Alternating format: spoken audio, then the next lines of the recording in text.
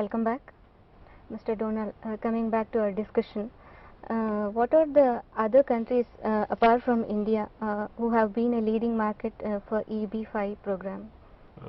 The EB5 program is available for any people from any country, but I think the biggest potential is probably from India and China. I mean, which are the other nations apart from India and China? Oh, that are potential investors? Yeah. Probably mostly Asian countries. South Korea, I think there's potential in Japan, Malaysia, but mostly Asian countries. There's a lot of potential from Asian countries because there's just a lot of high net worth individuals in all these countries that, and many of them have interest in immigrating or investing in the U.S. And Mr. Gregory, just tell me, what is the what exactly investment need for a foreign investors just to join MCFI Regional Center? What does the foreign investor need? Yeah. What is the investment like? What are the exact investment like?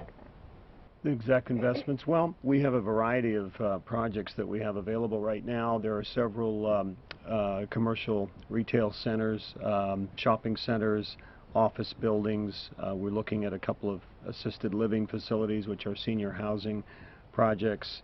We have 2 hotels that we're currently funding. Just a very wide variety of commercial real estate projects. And most of them are either in the development phase or in the pre-development phase. Because of the job creation requirement, it's very difficult to invest in an existing property that's not creating new jobs. So if we can look at a development at its infant stage and then bring it to birth, at that point we will have job creation and the requirements for the EB5 program will be met. And that's really the responsibility of MCFI and Grand Bridge to determine that these projects do qualify for U.S. government approval. The investor is not responsible for obtaining that approval. That is strictly a responsibility of the regional center. So the investor can be assured that when he makes his investment, it's already been through 2 levels of scrutiny and passes the tests that the government requires. Like you think that it's only for creating jobs in U.S. You are capturing the foreign nations investing. Mm-hmm. Well, we are capturing the foreign nations. As Don mentioned, there is a significant number of individuals that would like to live in the United States from all over the world. There are no geographical restrictions whatsoever, but there are people that for various reasons have family in the U.S. or just have a desire to live in the U.S., and this program appeals to that person very well. And looking forward at India, what is the outlook? The outlook?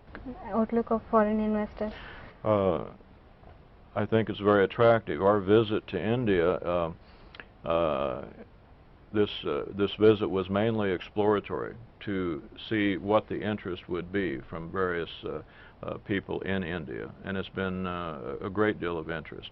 It's going to take a certain type of individual, as Mr. Solomon said, that has certain interests, certain requirements. Maybe they have family, maybe it's education, for example. This program would be very attractive to someone that had children and they wanted to have them educated in the U.S. And as you probably know, if you're from outside the U.S., you have to pay very high tuition rates because you're outside the U.S. But with a green card, you get the same tuition requirements that children I would have, having been a U.S. citizen, would be the same rate. So there would be a great deal of saving for education through the EB5 program. There's many other reasons. It's all individual. Not everybody is going to be interested. It's not going to apply for everyone. But there is, I believe, a certain number of people from India that this program would be very good for. And we're looking for, America is a melting pot of many nations and many cultures.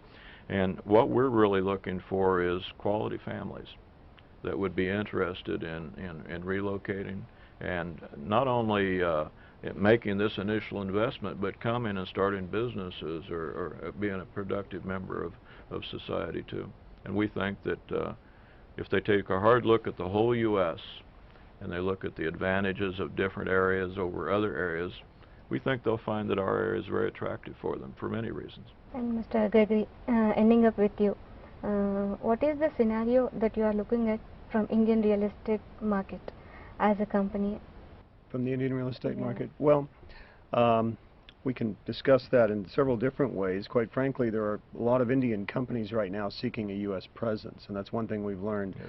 since we've been here. Many companies, actually including Chandra Copper from Mumbai, they have a presence in Kentucky now. They have acquired a copper company in Kentucky, and we're finding that a lot of the Indian companies want to either expand into the United States or at least have a presence so that they can have more of a global interface and a global presence. And so we see that as an opportunity. For example, an Indian investor could in fact invest in his own company that would be coming from his country if he so chose through one of these EB5 investments. We are looking right now into Chandra's operations in Kentucky.